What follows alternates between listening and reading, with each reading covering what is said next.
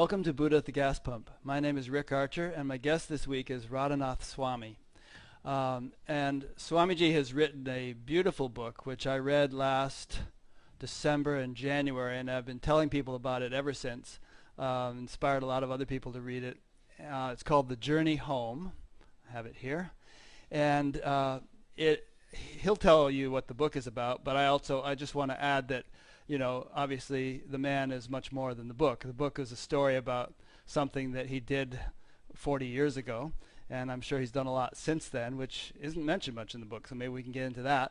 And actually, from his website, it's noted that he has established his spiritual headquarters at Radha Gopinath Ashram in Chowpatty, Mumbai in India, and for the past 20 years he has guided the community development and has initiated a number of acclaimed social action programs, including Midday Meal, which feeds more than 260,000 plates of nutritious vegetarian food to indigent children daily, missionary hospitals and eye camps, eco-friendly farms, schools and ashrams, and a number of emergency relief programs throughout India.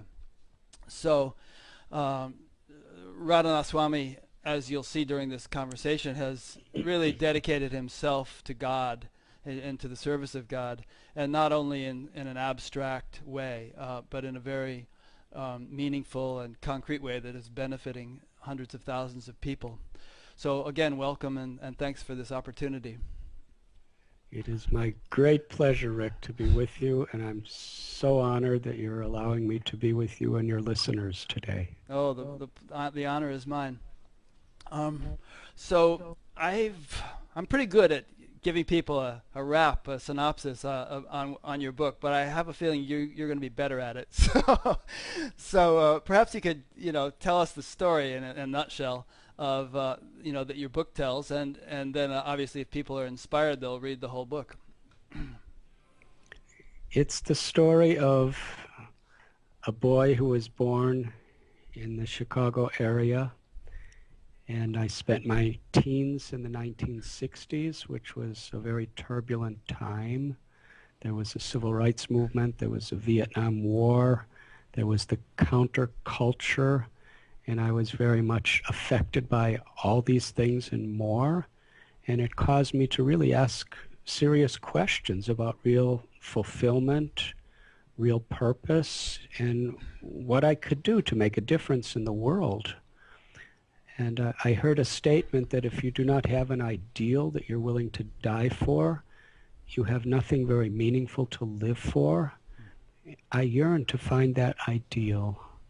And somehow or other it took me into social activism with the civil rights movement and other such ways of expressing my dissatisfaction with the way society was going.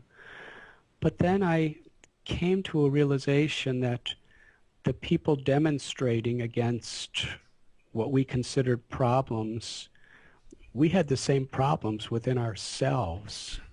And I remember hearing Mahatma Gandhi say that we should be the change we want to see in the world. And I wanted to find that within myself. And it gradually brought me on a spiritual quest.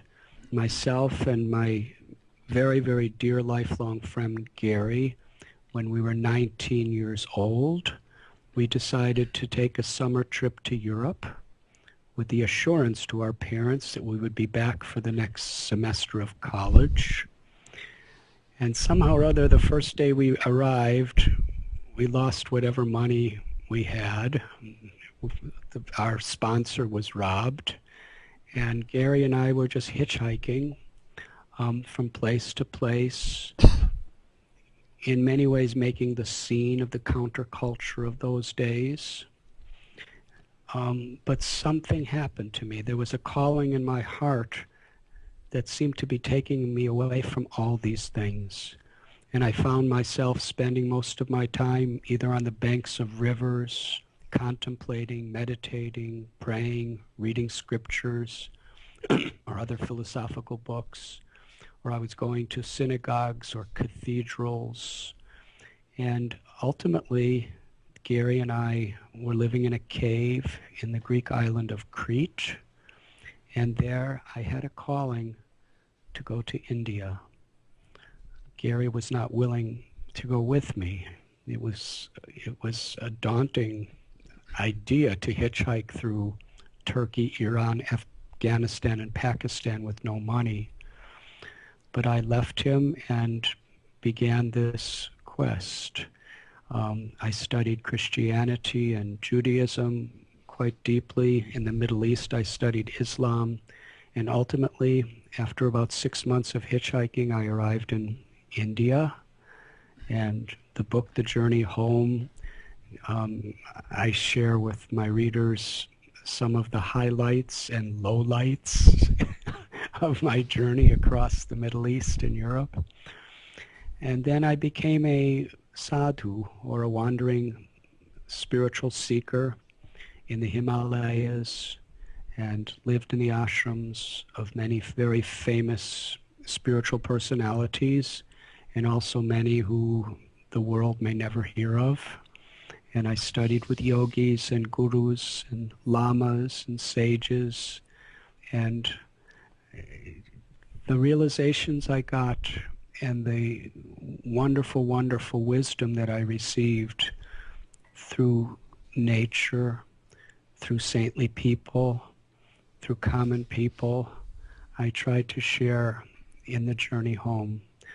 Ultimately, the book led me to a holy place called Vrindavan, which is a place which is very, very great place of pilgrimage for those who follow bhakti, or the path of devotion, where people worship the one Supreme Lord in the form of Krishna, which means the all-attractive one. And there I lived on the bank of a river, under a tree, and studied with the people. And eventually I met my spiritual teacher, Srila Prabhupada, and in his compassion, I found that I really wanted to go very, very deeply into the path and to share these beautiful moments with others. I just started reading your book for the second time the other night to kind of brush up on it, to prepare myself for this interview, and I must say it just sucked me right in again, as it did the first time. It's a very engaging story, and as I see it, there are several themes running throughout it. I mean, first of all, you nearly get killed every other page. Poisonous snakes and would-be murderers and quicksand and drowning and mongooses and all kinds of things, nearly do you in. So it's a real page turner in that sense, and could easily be made into a movie.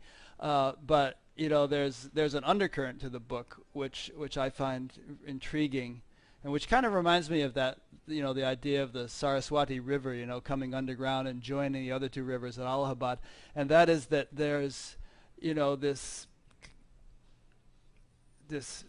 well, first of all, there's in your heart this intense yearning for God. I mean, many great sages and probably the Vedas themselves have said that the desire for God is itself the path to God. And so in your case, it was like this burning fire, which kind of like just drew you inexorably through all obstacles toward India and toward finding your teacher. But at the same time, there was perhaps as a result of that, there was this tremendous sense of protection from God and guidance from God throughout the book. And you don't often state that explicitly, but for me that came through loud and clear, that you would have met your fate any number of times if not for that guidance and protection. God, your guardian angel must have been working overtime throughout the book.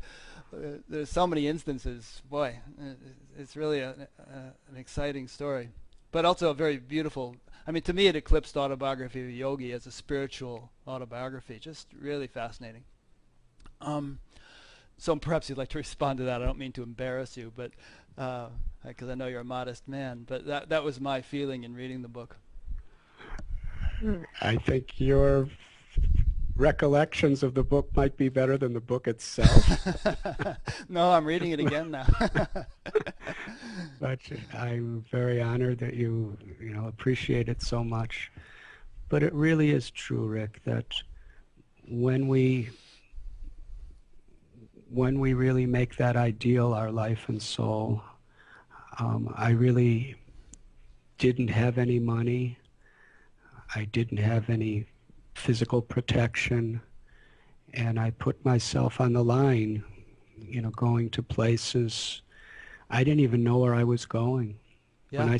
When I started hitchhiking to India, hearing this call in my heart, go to India, I didn't know where India was. Just east.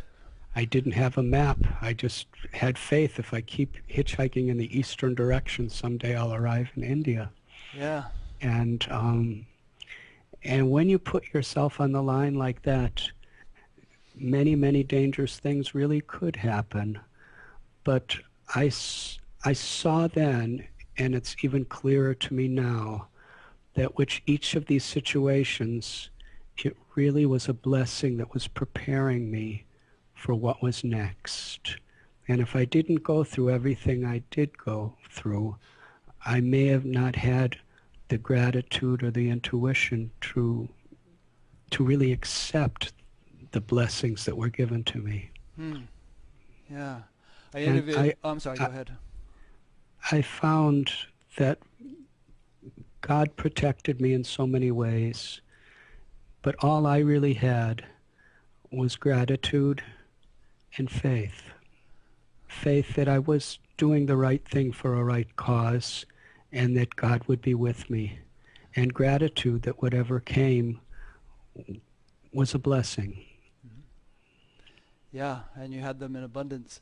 Of course, I don't think either of us would recommend that anyone try to hitchhike to India today. It's a little bit different than it was 40 years ago, but you made it.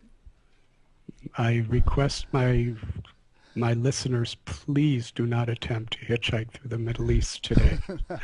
It is a very different scenario. Yeah, yeah.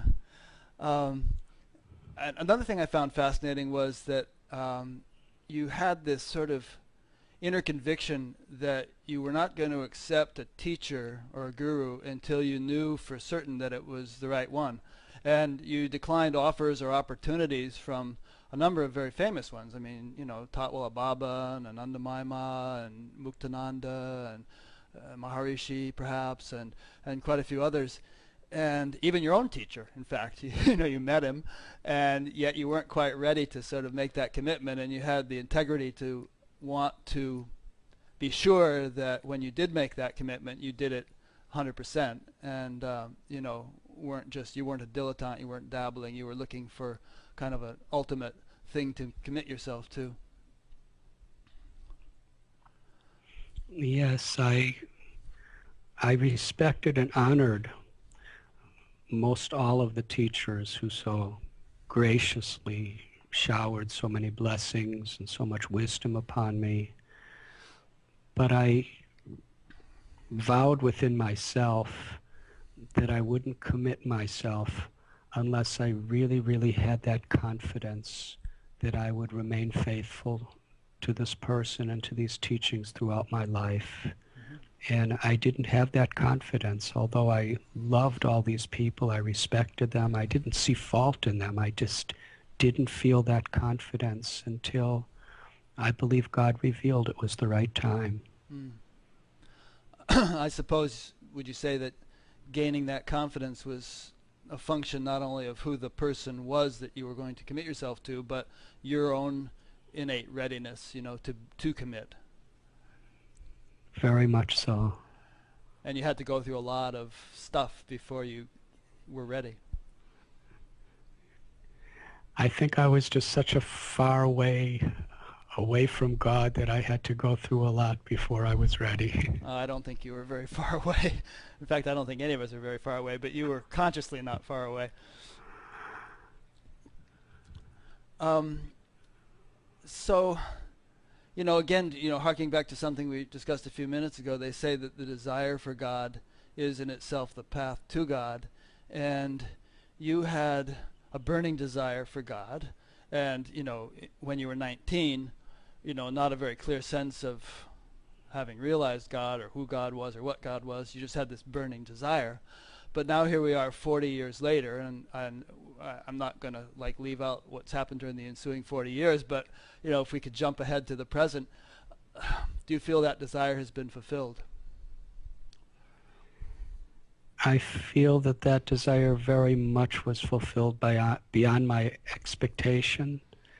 But when a spiritual desire is fulfilled, there's such a beautiful responsibility that is left with us to fulfill from our side. Yeah.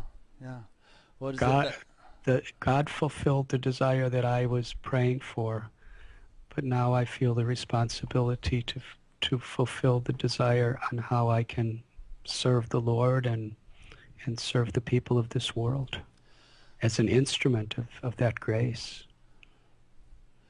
From those to whom much has been given, much will be asked. And what is the nature of, aside from service, which we'll talk about, what is the sort of intrinsic or subjective nature of that fulfillment? You mean the fulfillment of... Well, we talk, saints talk about God realization, for instance, and they may be sitting in a cave doing nothing overtly obvious, they might just be sitting there, but their inner experience is a whole nother matter. It's a very rich and profound inner experience, and that, to my understanding, has always been what we would mean by God realization. It's not like God is not like someone we just believe in or just worship in the abstract, but some reality, some deep reality that really permeates every pore of our being. Beautifully said, Rick.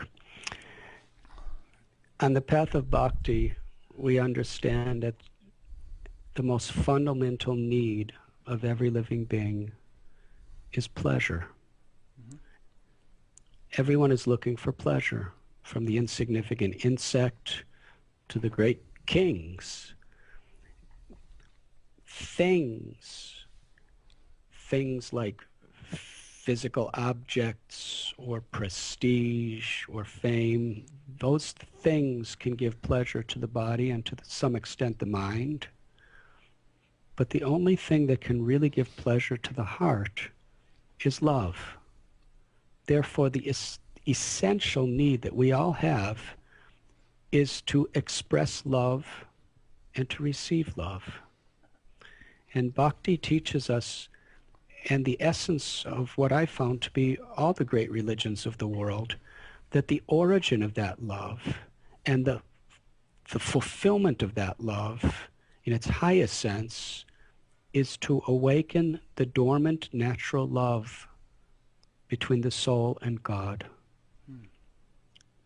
The Bhagavad Gita teaches this is the first principle of spiritual knowledge. Who am I? I'm not just this physical body or this ever-changing mind, but I'm the conscious force that's the witness of this body and mind, seeing through the eyes, hearing through the ears, tasting through the tongue, thinking through the brain. And the Atma, or the soul, is, according to these great scriptures and the saints, it is Satchit Ananda, eternal, full of knowledge and full of bliss. And the bliss of the soul is its inherent love for God. And because every living being is a part of God, when we actually awaken the love of God that is within all of us, then naturally, spontaneously, we have love for every living being. And that love is expressed through compassion. So the fulfillment, the realization of true spiritual experience is the uncovering of that love that is within us. The understanding of who we truly, really are and have always been and always will be. And to understand the beauty, the grace, the love of God. The name Krishna is a beautiful name. It means all attractive, one who is all beautiful. Everything that we are attracted to in this world has its ultimate fullness in the Absolute or in God.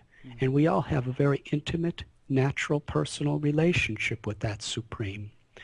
And to experience that love and to share that love is true spiritual experience. Of course, that experience of love of God is unlimited.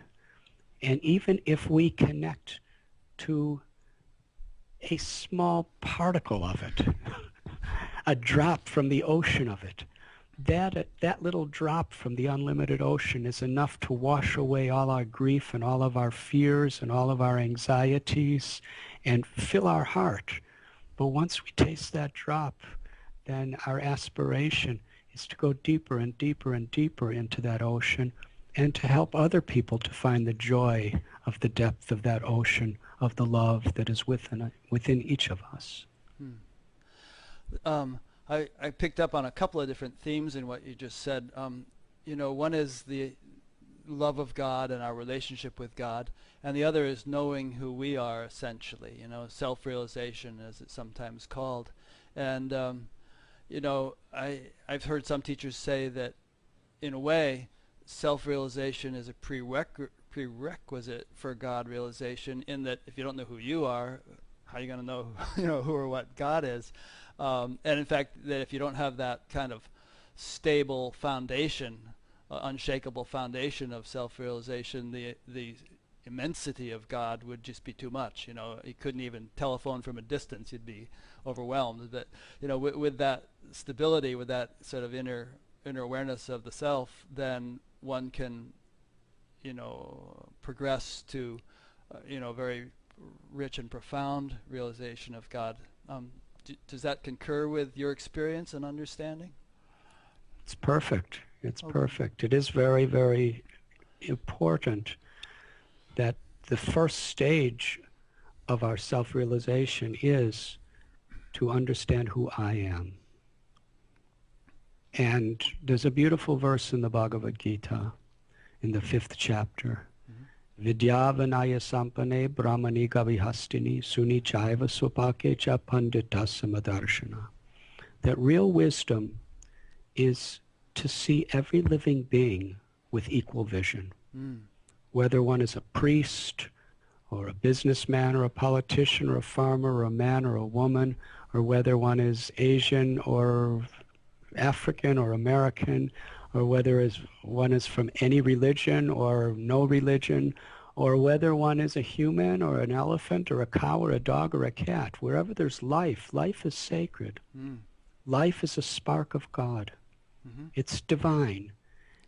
And when we actually can experience that spark within our own heart, then we can actually see it, appreciate it, and love it in the hearts of others. And this is true love. To love the body and mind is one type of love, but it will perish. But the true love that the heart is seeking is the love of our soul for other souls. And when we understand our own soul, then we can actually identify other souls in our true relationship as brothers and sisters with each other. The Gita explains, Najayate mriyate vakadachet. That means the nature of this Atma, or this living force that is within me and you and everyone, is it is unborn, it is undying, it cannot be slain by any weapons, it can't be burnt by fire, it can't be moistened by water. It's transcendental. And the body, both the mind and the physical body, are like a vehicle, and we're the driver in that vehicle. And unless we understand who we are, we don't really understand our real needs. And the real need of that Atma is simply to uncover our awareness so that we understand who we are. It's like if we're dreaming that we're being eaten by a tiger, then it's a very fearful situation. But when we wake up and we see that we're home with our family and everything's nice, then our dream doesn't really have any relevance anymore. So similarly, in this dream state, the Atma, the soul, is thinking, I am this body, rather than I'm in this body. Right. Or I am this mind, rather than I'm in this mind. And certainly, we can't neglect what's happening to us in this world, but we should understand who we are and what is our relationship with other living beings, what is our relationship with God, what is our relationship with nature, what is our and in this way, we can, as the Bible say, be in this world but not of this world. And yes, self-realization begins with understanding who I am. Mm. And we could even phrase it this way, that it's not only that I am in this body, but this body is in me, because obviously the me is much more vast than the body and the mind. So in your case, path of bhakti was your practice of bhakti, which perhaps you could explain to us what it entailed, the instrument which brought about this self-realization? Well, through the various religious practices and yogic practices that I was performing, during my travels, I was going deeper and deeper into the science of self-realization. Mm-hmm. And so many precious gifts were given to me that I could never repay. And when I came to the path of bhakti, it was like the fulfillment of my search. So would you say that when you came to the path of bhakti, you already had a pretty good grasp of the self, and that as we were saying earlier, that provided a foundation for you to blossom into the path of bhakti? Yes. That doesn't surprise me, given the intensity of your determination. There's something, I think it was Patanjali or someone who said that yogis are mild, medium, or intense, and the speed with which they realize the self, depends upon the degree of intensity. And I haven't encountered too many people with as vehement a desire as you express in your book. It's interesting. I exchanged a little Facebook chat with someone the other day who had what she called a non-dual realization. And if you're kind of in tune with the current sort of atmosphere around, there are a lot of teachers espousing non-duality and non-dual realizations. I hear very little talk of God among them, but in any case, this girl said, there was no sense of personal self, and all was one, but there was no bliss.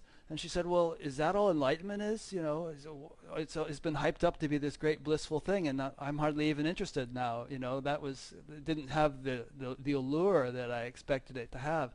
And I suggested to her that, perhaps that little glimpse she had was not necessarily the full blossoming of what enlightenment or realization or, awakening can be, and that she should kind of, keep persevering. There's more to it. I'm getting a little long-winded here, but I just want to throw in one more point and let you respond, and that is that, in interviewing lots and lots of people, a new one every week, I encounter a great number of people who, as I say, don't really speak much or think much of God. They almost seem to think of God as a sort of a human concept, and yet they have a sort of a realization, a non-dual realization of some sort. And I'm always kind of needling them a bit to suggest that perhaps there's further progress yet to undergo, and that the whole thing will become richer and fuller and with more sort of divine quality to it as time goes on. And very often that they say, no, I can't see how there could possibly be any further progress. So it's a pity in a way. It seems like, to me anyway, it seems like it's only half the package, and there's more to be known. You are expert, Rick, at extracting deeper and deeper understandings.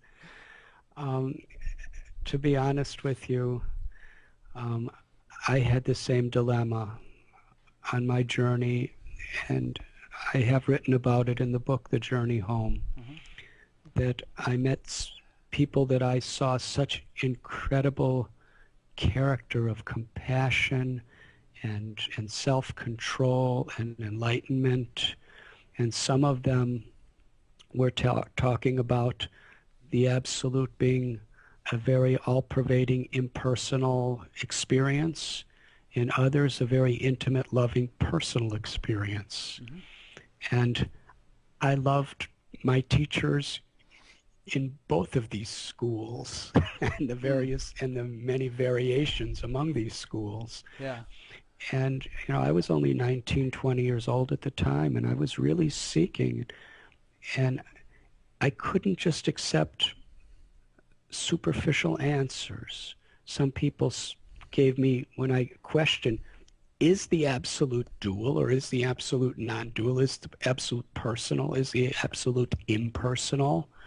And sometimes I would get very vague answers, and sometimes I would get very conflicting, combating answers against, the apparent opposing side. And I was really looking to understand. And on the path of bhakti, I found what I felt to be the synthesis of the two. And it's based on the Srimad Bhagavatam, the Upanishads, the Holy Scriptures, and a whole line of great saintly people who teach this principle.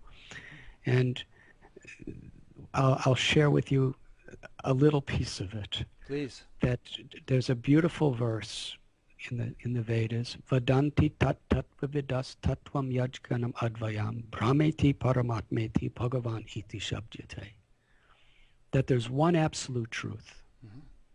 We can call God, we can call nirvana, but there's one absolute truth. And according to the Vedas, this one absolute truth eternally, simultaneously has three features: Brahman, Paramatma, and Bhagavan. Brahman is the all-pervading, formless, impersonal, absolute, which is the realization of Brahman is to merge into that one absolute. Paramatma is that one same supreme absolute who is situated within the heart of every living being, giving guidance, giving intuition when we actually connect to it. And Patanjali and many yogis really try to connect to that Paramatma, that absolute within the heart, who can give power, who could give wisdom, who could give everything. And then there is Bhagavan, which is the absolute with personal form. The personal aspect of God. The personal aspect of God. Just like the sun and the sunshine. The sunshine is like Brahman. It's all pervading. It's everywhere. It's light. And the sun is simultaneously existing with the sunlight, and the sun has form. So God simultaneously exists, but God is infinite. When we say that form limits God, to say that God has no form is also a limit of God. So the Bhakti scriptures teach that Ishvara Parama Krishna Sachit Ananda Vigraha, that the form of the Lord, or Bhagavan, is eternal, full of knowledge and full of bliss. It's not material. It's inconceivable. Like I have eyes, and because my eyes can only see a certain distance, my eyes are limited. So some will say for God to be unlimited, he has to have no eyes. The Bhakti scriptures say that God has eyes, but God's eyes can see everything at all times, everywhere. Now we may say, how is that possible? But the Bhakti scriptures say the absolute is beyond the limits of what we consider possible. Otherwise, what's the use of him being the absolute? So for those who seek this mukti, or this eternal freedom from all suffering, from all pain, from all ego, the ecstasy of mukti is the goal of those who seek the non-dual aspect of the absolute. And the goal of those who seek the personal aspect is prema, which means divine love, based on intimate loving relationships, which are, forever. The Vedas explain that beyond this material creation, there's the spiritual sky, which is the all-pervading Brahman. Mm-hmm. But then there's many, many spiritual planets within the spiritual sky, where the different aspects of God, the different Ram, Shiva, Krishna, these different aspects of God are eternally existing and exchanging eternal, unlimited, loving relationships with their devotees. So in this, we call this idea Achintya Bheda Bheda Tattva, that we are inconceivably one with God and different from God, and God is inconceivably impersonal and personal. And according to how we approach, yeyatamam prapadyante, according to how we approach the Lord will reveal accordingly.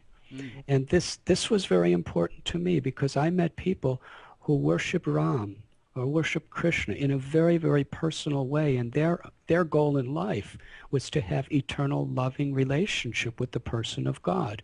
And I met others who wanted to, go beyond all form and enter into this all-pervading oneness. And both sides, they were great saints. But in my heart, I was pulled toward prema, toward this eternal, intimate, sweet, loving relationship that we can eternally have with Bhagavan. Well, as a child of the 60s, you may remember Sly and the Family Stone, and a line from one of their songs was, "Different strokes for different folks." I remember that song, actually. Yeah. I Am Everyday People was the name of the song. And what you said is beautiful, and it really resonates with me, and it's a point that I often try to sort of discuss with guests that I interview.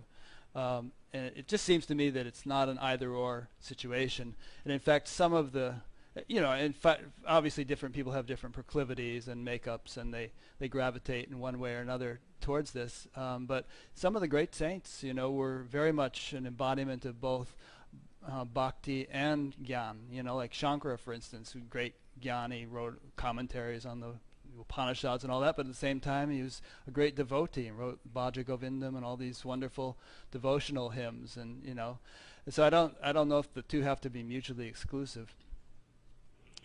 Actually, we don't have to fight over whether God is dual or Advaita or Dvaita. Why not understand that God is all those things inconceivable, and God can simultaneously be both. Yes. And not only can he be both, but God is simultaneously both, and it's the same one absolute truth, just different eternal attributes of that one absolute truth. Yep. Inviting us into a world of ecstatic love and peace. Again, as a child of the 60s, you'll remember the Search commercials. Search is both a candy mint and a breath mint. You don't have to argue over it. Remember that commercial? I do, actually. The line was, "Stop, you're both right." Search is 2 mints in one. So, God can be all these things. And obviously, if God is omnipresent, I have a friend who likes to say, we are the sense organs of the infinite. You were talking a minute ago about, eyes and God having eyes everywhere. Well, if God is infinite, if he permeates every little iota of creation, then he's seeing through our eyes, he's seeing through the cat's eyes and through the rock's eyes, so to speak. I mean, everything is a sense organ of the infinite. God is within and without and beyond everything and everyone. Another theme that I found really fascinating in your book was your relationship with your friend Gary, and there were some really remarkable encounters. You let the dog out here. Go on. Really remarkable encounters. I mean, you'd been friends since childhood, and you had this amazing adventure across Europe. Then you parted ways. He went to Israel, I guess. You hitchhiked to India, and then you encountered him in India again through a very unusual circumstance, and then later on in California, just for the sake of the sort of the again, the hand of God in your life. Perhaps you could tell us a little bit about that story. It's a long story, but I'll try to make it very concise for your pleasure. Of course, Gary and I were lifelong friends, and we were in an island in Greece, Crete, and we were living in a cave in that island. And I would climb a mountain every day, and I would meditate, I would read holy books, I would pray, I would contemplate from sunrise to sunset. And one day as the sun was setting, I heard 3 words. They weren't words that I heard with my ears. They were silent words that I heard in my heart, but they were the loudest words I ever heard. And it said, "Go to India." And I deeply believed it was the voice of God, and I still do. Yeah. I came down from the mountain and I saw Gary in the cave meditating. And I said, "Gary, something incredible happened to me today." Gary said, "Something incredible happened to me." I asked, "What?" Gary said, "I heard a voice at sunset." I said, "Really? What did the voice say?" Gary said, "You won't believe me." I said, "I might believe you." Gary said, "I don't think you're going to believe me." I said, No, tell me, what did that voice say?" He said, "The voice said, 'Go to Israel.'" I said, "Where?" Gary said, "I told you wouldn't believe me." I said, "No, I believe you, but I didn't hear you. Where?" He said, "Israel. We should go to Israel." "Gary," I said, "he told me to go to India." "India?" There was complete silence for about 20 minutes as we looked out. We looked out at the moon rising over the Mediterranean Sea and all the beautiful stars. It was a nice cave. I lived in many caves, and that was a 5-star cave. But I remember thinking, I had never met a person from India in my life. I never had Indian food, and I didn't even know where India was. But I was willing to go. And I told Gary I was leaving in the morning. And he wasn't willing to come. So I left him. And it was a heart-wrenching experience because we were traveling alone together, through various very challenging situations in Europe without anything. And I was going to leave him alone on this Greek island, and I was going to go into the Middle East alone. And we never knew if we'd ever meet again. So, of course, I went to India, to the Himalayas, into the plains. And at one point I went to Nepal, and I was staying at a Tibetan Buddhist monastery there, just outside of this monastery under a tree. And one day I just decided to take a walk, and there was miles and miles of rice paddies. And it was the rainy season. So if you've ever seen a rice paddy, it's very thick, soupy mud that the rice grows in. And then there's about a 1-foot little border around each square paddy, which is usually like about 20 yards in size. And you could walk on the border. So I was walking on the border of a rice paddy, and I saw massive, dark rain clouds forming in the sky. And it was the monsoon seasons. I knew what was going to happen, and I only had one set of simple robes. So I was looking for shelter. But there was no one in that field. There was no trees. There was no houses. It was just rice paddies. And at a distance, I happened to see what appeared to be a little old man with an umbrella, maybe about 100 yards away from me. And I was running as fast as I could on this little ledge of the rice paddy, trying not to slip in. And I got right behind this person and snuggled under his umbrella as downpour of monsoon rains came. We walked about 20 minutes together. he never turned around because I guess, he was trying to stay on that little ledge too without falling in through these rains. And when the rains subsided, I said thank you to him because I was going the opposite direction of where I wanted to go. And the person turned around and dropped his umbrella right in the mud. He looked at me and gasped, and I looked at him and gasped. It was my friend Gary. That's such an amazing story. We were the only two people in that entire rice paddy, which was spanning miles in all directions. And we walked under that umbrella together for about 20 minutes without even knowing who we were. Fantastic. And then, I'm sorry, it was. Do you want to say more on that little part of it? Because there's another part that's almost as equally amazing. Well, he went to Israel. Right. We caught up on when I left him in Crete, I was a counterculture seeker that was trying to find higher truths in life. And now when he found me, I was a very seasoned, hardcore ascetic who had lived with yogis and gurus in Himalayan forests and caves. I was a very, very different person. We stayed together for some time, but then by the will of destiny, against our will, we were separated.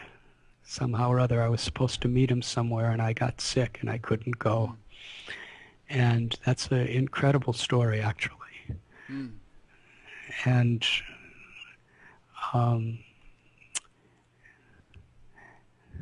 at one point, well, we had another incredible meeting, but I think I should go to the third one, or should I tell both? Well, do them in order, yeah. Go ahead. Okay, well, at one point, my visa for India ended.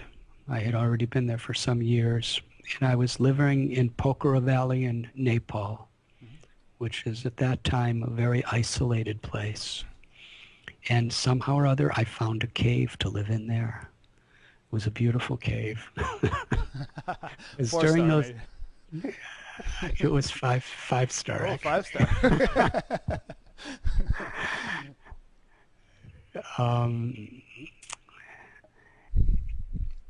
I would never sleep indoors anywhere. In those days, I would either sleep under trees or on riverbanks or in caves. During the years I was in India, that was like my resolve. And I found a beautiful cave in a cliff, which was very difficult to get to. And every day I would go to a lake, and this fisherman would let me use his little tiny canoe, and I would go to the middle of that lake, and I would just meditate and pray throughout the day. And my visa for Nepal was ending the next day, so I had to leave. So after sunset, I was returning to the cave, and just before climbing down the cliff, there was a dirt road. And I had one leg down, and there was never any vehicles on this dirt road. It was a very isolated place in the middle of nowhere. And a bus zoomed by. Its lights flashed on me. And then all of a sudden I heard a scream. And the bus stopped, and somebody was running toward me. And I was wondering, is this person going to rob me because I'm a white person living all alone in this jungle area? And this person was running toward me, and for some reason, I just stood there to find out, who is this? It was very dark out, and as he came closer and closer and closer, I recognized it was Gary. Was this some months after the rice paddy experience, or some period of time? This was almost a year. Oh, so the two of you had been scattered all over the place in the meanwhile, and then again one of these connections. This was almost a year after the rice paddy experience. We were separated for almost a year, about 10 months actually. And then, I brought him down to my cave, and we spent the night And he was with an old friend of ours from New York that he happened to meet in Delhi that I also knew. And they were going to go trekking in the Himalayas. That's why they came to that area. And what happened is Gary was sleeping on the bus, and he happened to open his eyes, and he saw the lights flash on me. Just at that moment. Yeah. Yeah, and he pulled the chain or something, and the bus made the bus driver stop, and he ran out. Amazing. And so that was as inconceivable as the first meeting. But then I had to leave. I had to leave the country, so we spent the whole night talking, and I didn't see him again. And 18 years later, I had no idea where he was. My parents had no idea where his parents were because everybody moved, during that 18 years. And, I knew that he would never forget the incredible relationship God created between us, meeting in these inconceivable places. And we had just shared so many formative years, but we had no idea where to find each other. And at that time I was living in India, and I had a very dear friend named Father Bede Griffiths, who was a Catholic monk who deeply appreciated the Hindu faith. He wrote a book called The River of Compassion, which is a Christian commentary on the Bhagavad Gita, which is completely, positive and appreciative. And he was a very, very special holy man, and we had a very beautiful friendship. And we met in India once, and he told me that summer he was going to be in Big Sur in California at a Benedictine monastery, and he wanted to know if I could come up and give a seminar and speak to the monks there. And I told him, actually, for part of the summer, I'll be in Los Angeles, so I planned to drive up there to meet him. So I met a friend who had a car who was going to drive me from Los Angeles to Big Sur, and I was supposed to give a class the next morning at 6 o'clock on the Ishopanishad to the monks. So I was told, you have to get to Big Sur before dark, because there's no lights in the roads, and there's steep mountains, and it's very dangerous to drive at night. So we left, and we were on our way, and my friend stopped at a Union 76 petrol station to fill up with gasoline. And while he was filling up, I went to a payphone and made a collect call to New York to talk to somebody. And as I hung up the phone book was open. And I just happened to see at the top of it was L-I-S. Now, Gary's last name is L-I-S-S. So I was curious. I was thinking, this can't be, but maybe it can also. So I looked down the page, and there it said Gary Liss. And it had the address on Malibu Road in Malibu, California. And interestingly, and I'm telling you the honest truth, this phone booth was right under a street sign that said Malibu Road. And I looked across the street a little down the block, and there was the address. But I was thinking, I don't even know if it's the same person. And if it is, I can't say, Gary, after 18 years, I have to go. Right. So I decided I wrote down the address, and I drove up to Big Sur, and then I had to take a flight from San Francisco back to India. And the next year, I borrowed someone's car and drove there. And when I got there, it was an empty lot. There was no house. So I was just walking around, and I saw a tennis court, and behind the tennis court was another house, and behind that was the Pacific Ocean. And someone came out of the house, and it was a very strong man with short hair, and he looked at me like, what are you doing here? Mm-hmm. And I looked at him like, I don't know what I'm doing here either. And he walked closer, and I recognized it was Gary. He recognized it was me. My long matted hair was now a shaved head. His long hair and beard was now short. His little skinny body was now very, very strong. And we connected. Amazing. And I remember Gary he wondered what we had in common. And I said, let's talk about it. So we sat and talked all night. And it ended up that he was a physical trainer in Malibu Beach, California. And I was a Swami. And I remember at the end of our conversation, Gary said, how can we still be friends? My whole life is to convince people that if they have a strong, beautiful, healthy body, they'll be happy. And your whole life is trying to teach people that they're not a body, that they're an eternal soul. Mm-hmm. I said to Gary, I said, the body is a very sacred temple of God. Mm. The body is divine energy in the physical form. And you teach people how to keep their temple nice and fit, and I'll try to teach them what to do inside the temple. And we could be a team. And Rick, ever since that, we've been a team. That's great. So have you been in touch with him ever since then? We're regularly in touch. Fantastic. It's a beautiful story. I mean, it's not only kind of like entertaining, because these amazing coincidences happen, but it's profound because they aren't coincidences, I mean, it just, to me, that kind of thing just points to the fact that there's this, inconceivably vast intelligence orchestrating everything. And, we're just kind of like little puppets going with, being orchestrated.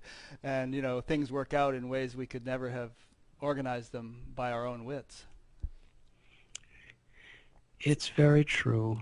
And, we hear about this as a theory, but when we live through these circumstances, we understand it's not just a theory. Yeah. It is reality. There is a powerful divine force that's behind everything and within everything. And if we can just connect to that divine force, then we could see beautiful miracles happening in our life at every moment. Mm-hmm. Even the most ordinary things in this world are miracles. How is a little tiny seed growing into a magnificent tree? How is a little seed in the womb of a mother growing into a magnificent human being? How are millions and millions of gallons of water stored in a cloud that's so light it floats in the sky and a little wind can push it? Yeah. There's miracles everywhere. The song of a bird. How are these little birds flying? How do they know where to go when they migrate south and how to get back? And how does the mosquito learn to fly? Mm-hmm. It doesn't take aviation lessons. There's just incredible miracles everywhere we look in ourselves. We have a cut, and how is it healing? It's just incredible. We take miracles for granted because we see them every day.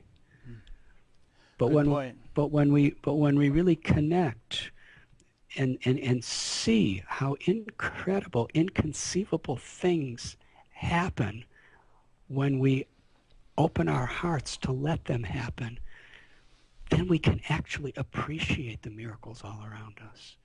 And there's no greater joy in life than appreciating those miracles, because every situation in life then helps to open the lotus of our heart to blossom with love. And that's beautiful. Yeah, I think the key phrase there is open our hearts, because there's a tendency, I think, for hearts to become coarsened and encrusted, through the various things that bombard a person throughout life, and the stresses and the travails and so on. People we kind of lose our subtlety or our sensitivity and thereby our capacity to appreciate things in the way you just described.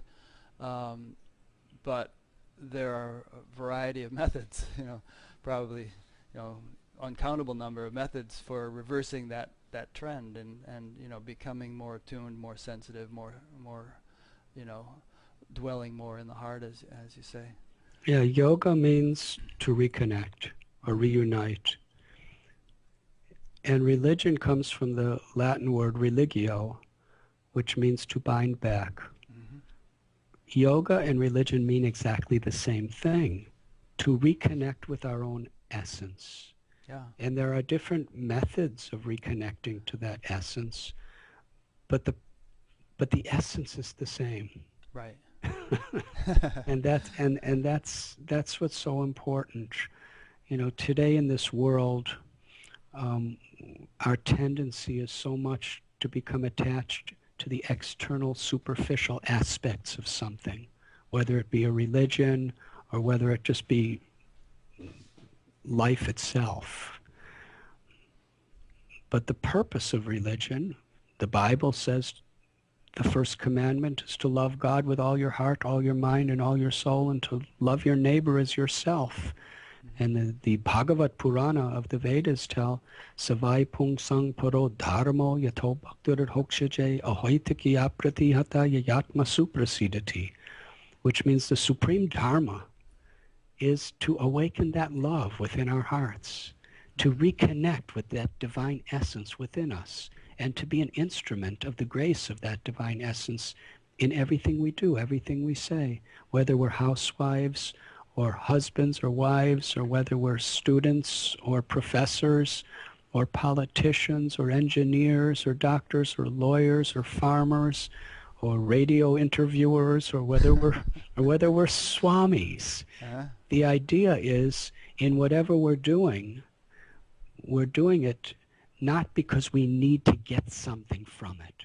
Right. We may out of necessity require to get some things, but our main motive for doing things should be to express the joy of the divinity that we have found within ourselves through whatever we do. Mm-hmm. And that experience is possible and accessible to all of us if we just, as you said, open our hearts and associate with people who inspire us in that way, and follow, a spiritual practice that helps that. In the path that I follow, the primary spiritual practice is transcendental sound, Mm-hmm.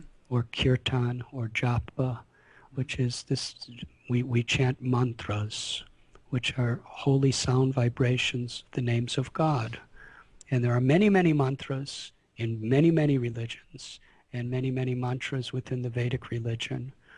And in particular, we chant this Maha Mantra, which is Hare Krishna, Krishna Krishna, Hare Hare, Hare Rama, Rama Rama, Hare Hare. But any sacred mantra and name of God will have, this effect of reconnecting us to our essence. It's just like there are so many energies all around us, frequencies. Like on a television, when I was young, there were 4 stations, and you'd have to get up from the chair and turn a dial to get to it, which was, we considered it a very easy thing to do. But now, you just lay in your bed and push a button and you have 100 stations. Right. But isn't it interesting? You just press a button and there's a station that shows, a soap opera. Mm-hmm. And then you just press another button and you tune in to another frequency, which is news from Afghanistan. And you take another and you get a football game from Dallas. So all of these frequencies are all over the place. And what comes on the screen is the one you tune into. So there's also divine frequency everywhere. The frequency of divine grace, the frequency of spiritual essence is everywhere, within us and outside of us. And the purpose of our spiritual practice really is to tune our consciousness into that divine energy and access it and allow it to purify us and empower us. And then we become like an antenna emitting that divine energy into the world. And there's no greater joy. We don't have to change necessarily what we're doing, but we access that divinity within ourselves and express it through whatever we do to not only cleanse our own heart, but to make positive change in this world. Mm. Yogastha Kuru Karmani, huh? Yes. Established in being, established in divinity, perform action. Now in your own case, a little while ago you were saying how when you finally came to the path of bhakti, you had pretty much established, a self-realized state through all the practices and teachers you had encountered and intense seeking you had done. And bhakti was really fruitful for you as a result of that foundation. But now as a member of ISKCON, are you the leader of ISKCON or what is your role in ISKCON? That's a little bit of an aside, but I was just curious. My aspiration is simply to be the servant of the servant of the servant of all of God's family. So you're not like the head guy or anything like that? Every living being. Okay. No, I'm not the head guy. There is not, the head guy is Srila Prabhupada, who was right. Our teacher, who passed from this world in 1977, and some of us we're all trying to serve God's mission, and some people see me as a leader, so I try to serve them by being their leader. Okay. I sidetracked myself there with a little momentary curiosity, but the point I was getting to was, in your case, the field had been tilled. It had been, furrowed, ready for planting when the opportunity for bhakti came along. What if a person hasn't really done that groundwork? If they're really sort of confused or very materialistic, or how effective in your experience is it for them to just begin on a bhakti path without that foundation? The bhakti path, even for the very beginner, provides that foundation as well. Okay. In my own life, I came through the route that God sent me. Right. Where finding the bhakti path was a culmination of years of searching. But the foundation is there even for the newest beginner. Good. I remember I used to teach TM courses around the West, and I used to fly into the Las Vegas airport, and for some reason it always took them about half an hour to get your bags in that airport. Maybe it's improved now, but I knew I had about half an hour to pass, and I'd always find the Hare Krishna people and have a nice conversation with them. And I remember one fellow I talked to who said he had really been very confused and lived a very hedonistic life and really been unhappy and so on, but he looked really good. Now he said it had really helped him a lot, and that was a bit of an eye-opener for me, because my own path, I hadn't really broadened out and understood and appreciated that many other things, and I didn't understand the mechanics of how that could be so, but it was evident in him that it was working out that way. What I found is it's not a matter of what we call ourselves. It's a matter of, how our hearts really are transformed. Transforming arrogance to humility. Transforming vengeance into forgiveness. Greed into generosity.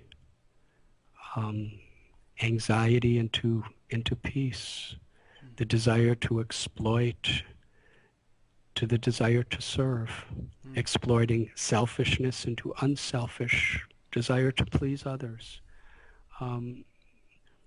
Where we find these transformations of character, and we find a person actually becoming intoxicated by the higher experience of divinity, and if one is actually tasting that intoxication, all of these good qualities let naturally manifest on that person's character. And where we see that transformation, that's true spirituality. I think we have to rise above these sectarian ideas that I'm better than you, and really we have to, as brothers and sisters throughout the world, seek the essence and appreciate that essence in whatever form we may see it's manifesting. Yeah, that's really beautiful. And it is a bit of a syndrome in almost every spiritual movement for people to feel like, well, my thing is the best thing. And because obviously I'm doing it, it must be the best thing. Other people's things aren't as good. And if everyone could sort of grow beyond that, it would be a big, important development, I think, in the world. Uh, Not only spiritual movements, but I mean political movements and countries and everything else, you know? yes, if we rise to uniting on a higher principle, then we can resolve and harmonize all the disputes on a lower level. Mm. But trying to resolve things on that lower level is very difficult because things are always changing and there's always so many complexities, and sometimes our solutions solve one problem but in the process create a bigger problem. Yeah. So it's important to, as you said before, to see a whole picture and to actually unite on a higher principle.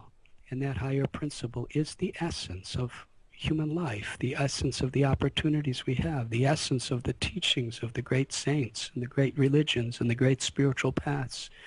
And when we can unite on that higher principle, then all of our differences can be seen as beautiful variegatedness instead of reasons to hate each other and fight each other and kill each other. I remember when I was living on the bank of the Ganges, I was living with an 85-year-old Hindu man, and every day he would take me to his best friend, who was a Muslim, and they would speak for 1 hour. The Muslim would speak on the Quran, and my friend would speak on the Ramayana and the Bhagavad Gita, and I would speak all the different things I was learning. And I remember one day I was alone with my friend, sitting on the Ganges River bank, and I asked him, how is it that in a country where there's so much conflict and tension between Hindus and Muslims, that you, a Hindu, make your best friend a Muslim? And I'll never forget his answer. He said, if a dog has a master, the dog will recognize the master in whatever way the master dresses. Maybe in a tuxedo, maybe in a t-shirt, maybe in a bathing suit, maybe with nothing. But the dog will recognize the master.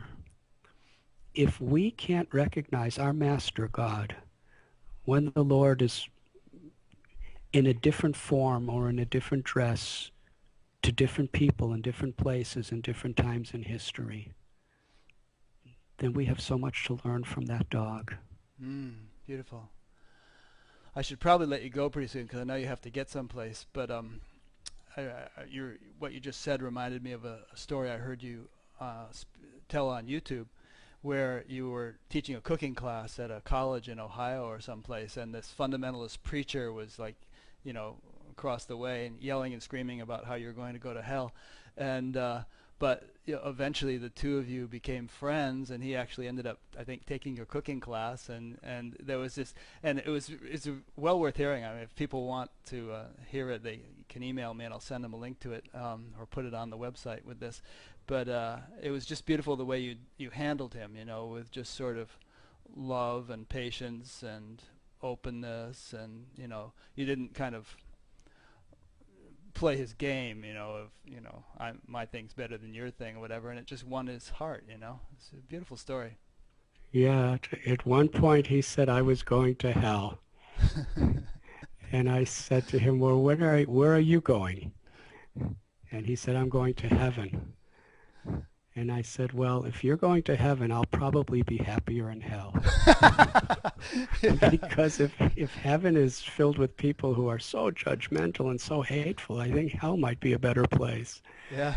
And he didn't know what to say. But little by little, it's a long story, we actually became friends. Yeah. And I remember at the culmination of our friendship, I said to him, actually, I think I'll be happy to live in heaven with you. Beautiful. And he smiled at me and said, me too. And then we embraced. It's very sweet. You won him over with love and with barfi, or maybe it was halva or something. Halva, yes. Halva.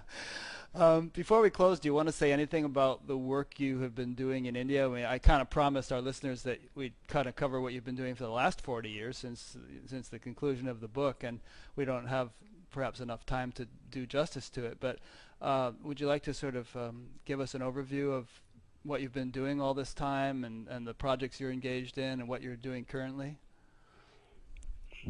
Well, I can't really say I'm the doer of anything. I'm just trying to be an instrument, and there's so many beautiful people who, I'm working with. And what we've been doing is we have several ashrams in different parts of India, and we have a lot of educational programs in colleges giving, spiritual and social education. And we have an eco-friendly farm community where we're trying to demonstrate how people can grow food and build houses and live in a very environmentally friendly way. And we also have a hospital where we 30% of our beds are for charity. So we do a lot of charitable work. And the special thing about the hospital is it's an allopathic hospital, but we also have a wing for Ayurveda, and we also have homeopathy and naturopathy and acupuncture. And all these different schools of medicine are equally working together to do what they all feel is the best for the patient. We also have a hospice, and we do cataract eye camps free, and a lot of free charitable work. We do several thousand free cataract surgeries for people who would ordinarily go blind. And we teach value education in children's schools and public schools to give people from different religions an understanding of what the common values they share with people of other religions and other races. Because, sometimes children are taught to hate before they taught to learn. And so we give to show universal values of how they're expressed in various ways to give people unity. And we also, the main reason for illiteracy in India is hunger, because children in the ghetto schools, and they drop out of school to become beggars, usually get implicated with the mafia when they're beggars, simply because they'd rather, make some money, even if it's a tiny bit, than to sit in class without being able to concentrate due to hunger. So what the government asked us to help, and just our little ashram, we're now feeding about 260,000 children in the ghetto schools every day. That's incredible. 250,000 children. Is it one huge kitchen, or is it somehow decentralized? Well, in our ashram we have 5 kitchens, and in the Bhakti or the Krishna society in India, there's about 1 million children being fed a day in different cities with different kitchens also. That's great. And we also have an orphanage, and we do a lot of educational programs. We have some schools. So we're trying to serve God and serve humanity with whatever we've been given. And we're so grateful and honored for the opportunity to serve. And obviously, I'm sorry, go ahead. I found in my life that there's no greater wealth, there's no greater fulfillment than the opportunity to serve and make a difference in people's lives. And it's a very powerful spiritual practice too. I mean, we don't want to turn it around in terms of what you can get out of it, but nonetheless, it's I think a very powerful spiritual practice in and of itself. Seva, Yeah, in seva, to the degree our seva is without selfishness or egoism, we connect so deeply to the divine, to God in that seva. And the more we connect, the more we can give. It also seems that seva cultures selflessness, the more you do, I mean, because the very act of doing this stuff is not really self-serving, and so it makes you more selfless as you do it. Actually, the word seva means an expression of love, an unselfish expression of love, and the ends are the means. Even if we have selfishness, if we are aspiring to rise above it, the rendering of seva purifies our heart of that selfishness. Yeah, that's beautiful. Are there links on your website that people could click on if they wanted to donate to these activities? I believe so. Okay, so I'll make sure that from my site it gets linked to the proper place in case anyone would like to donate, because some people may be inspired to do so. Yeah, I believe it is like that. I don't know all the technical website stuff, but I believe that facility is there. Okay, good. Well, I should probably let you go because I know you have something else you have to do. I've really been looking forward to this opportunity for many months, and I've really enjoyed this conversation. I hope I haven't been too talkative. People accuse me of that sometimes. They say, "Who's the interviewee? Who's the interviewer? You shouldn't talk so much." But I get energized by this, and I get a little carried away sometimes. But you're a delightful man, and it really warms my heart to be able to interact with you. And I highly recommend people read your book. I'm not just plugging books here. I mean, this is a very inspiring book, at least for me it was. And I think most of the people I've recommended it to, my sister and various other friends have said, wow, that's wonderful, great book. So I'll have a link to, I do have a link to that on my website already, and I'll have it under your little section on the site. So is there any final words or little prayer or anything else you'd like to leave us with?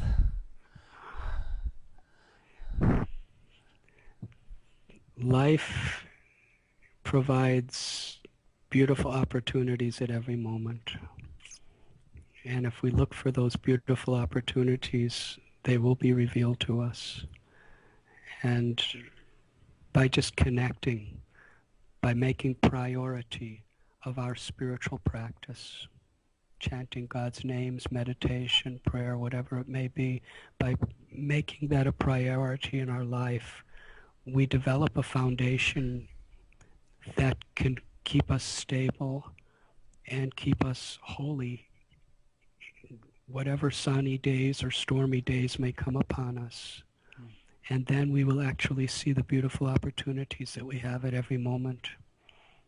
And there's no greater pleasure and there's no greater fulfillment than just trying to be an instrument of God's grace in whatever we do. Beautiful. Thank you very much, Radhanath Swami. And thank you very, very much, Rick. I think the way you handle your radio show is really, really effective and very excellent, because it's like a conversation that the two of us are having, and it just so happens that other people are listening, and it's just a very comfortable and intimate experience, and you've really perfected the art of that.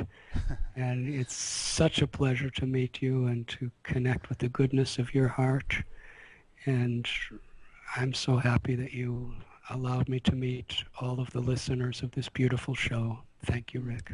Thank you, and I'll keep an eye on your schedule. If you come anywhere around where I'm going to be, I'll try to come and meet you in person. I'd love to see you and give you a big hug if you do that sort of thing. Where do you live? I live in Fairfield, Iowa. Fantastic. So you probably come to Chicago once in a while. And, I do. I've heard so many beautiful things about the projects in Fairfield, Iowa, and I would love to come and visit someday. I'll see if I can, I'll be in touch with people and see if we can organize that. That would be wonderful to have you come here. Have Muhammad come to the mountain, as it were.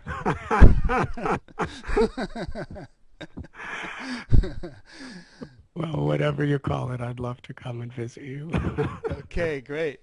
Well, thank you very much. So let me just conclude for my listeners by, because people hear this in various ways, and sometimes they don't know that there's sort of a mothership, as it were, batgap.com, which is an acronym for Buddha at the Gaspump. That name, by the way, the reason a young friend of mine came up with that name. I was trying to figure out what to call the show, and he said, "Well, call it that." And he said because it sort of implies that very ordinary, unassuming people in ordinary circumstances may actually be a lot more enlightened than you think these days, and you never know who you're talking to. So batgap.com. This interview and all the other ones that I have done and will do are there, and you can subscribe to a podcast in order to hear this on your iPod while you're commuting or riding horses or whatever. There's actually someone who says he does that. And there's a little email form where you can sign up to be notified of every time I put up a new interview. And that should cover it. So thanks once more, Radhanath Swami. Thank you to my listeners, and we'll see you next time. Thank you very, very much.